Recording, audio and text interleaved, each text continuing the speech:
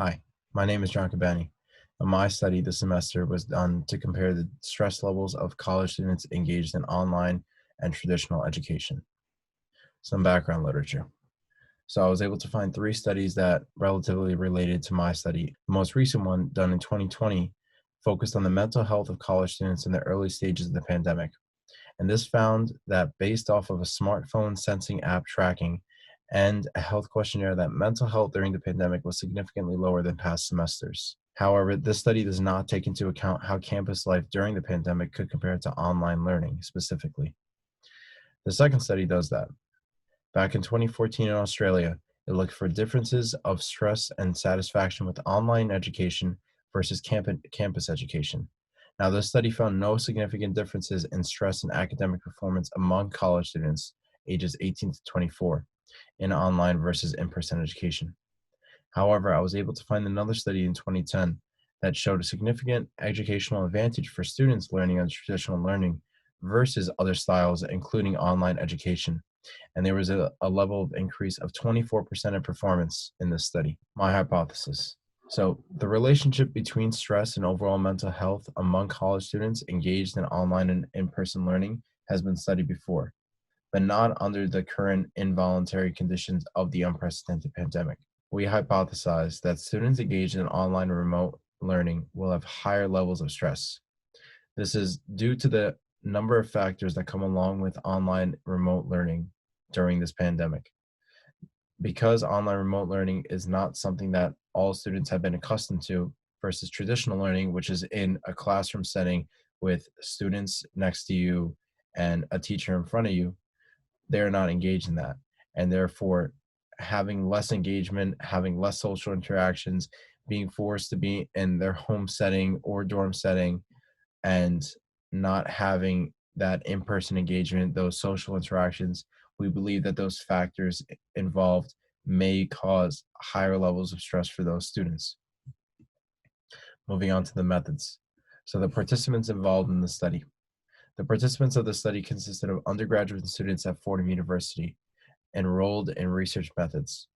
The students ranged between ages of 18 to 22 and were of any year in college. There were no restrictions on gender or ethnicity in this study. The methods used. So there were two measures used in the study. The first is the perceived stress scale, also known as the PSS-10.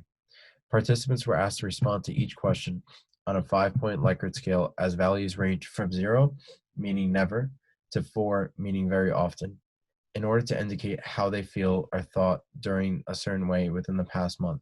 So this study would ask questions: how active have you been in the past month? How has your social life been in the past month?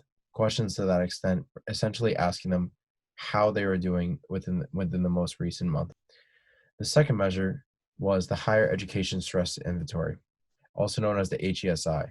Now, this scale consists of 33 items on the inventory in total, and they contain stressful aspects that commonly occur in higher educational settings, such as worries about the future, endurance, competence, faculty shortcomings, non-supportive climate, workload, insufficient feedback, lack of commitment, and financial concerns.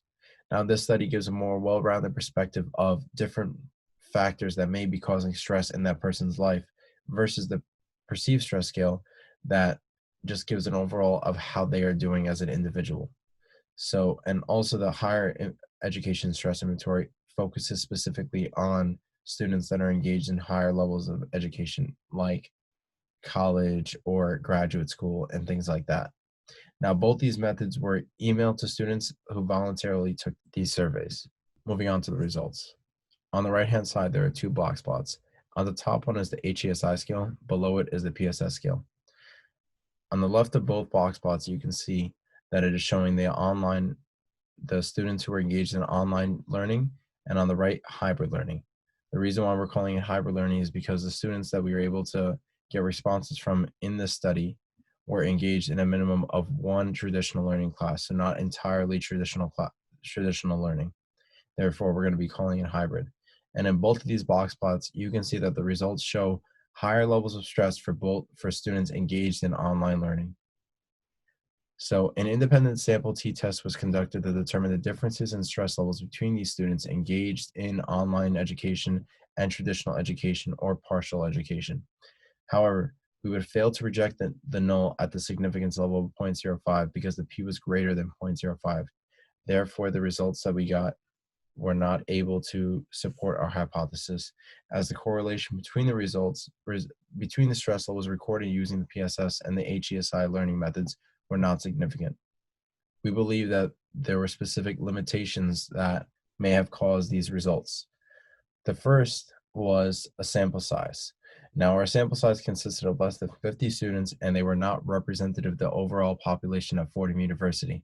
Therefore, it is false for us to say that the results of the study are able to represent the rest of the population and even the population of the entire college education in the United States that are currently engaged in partial online or traditional learning.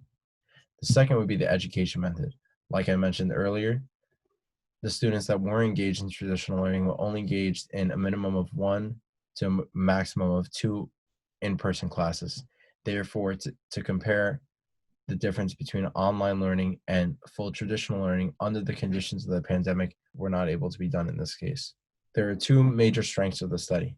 The first is the timing of the research. Fall 2020 semester being the first full semester to be conducted under the COVID-19 pandemic is significant. The second would be the measures. The two measures used in the study, the PSS and the HESI scale, both have significant research done to prove their consistency as well as the validity of their scale. Finally, the conclusion. So, the importance of the study. There's significant groundwork done in the study that can provide for further research under the COVID-19 pandemic that focuses on the mental health of these students, which is another important aspect of the study. The unprecedented factors brought on by the pandemic and the majority of the education transitioning to online methods is something that needs to be researched and how it affects the mental health of students. This is because I believe if left unchecked, these changes could have drastic effects on the development of children and young adults during the pandemic for an indefinite future. Because of the transitions that we're making to education right now, we have to look at the effects on the mental health of these students as well as the physical health of the students, which is something that could be done in future research. Um, some other things that I believe should be done in future research include increasing the sample size, which I believe was a significant limitation in the study, as well as the education levels, as well as the learning methods, because in this specific study, we were only able to find students engaged in traditional learning partially, not fully. And these are my references. Thank you.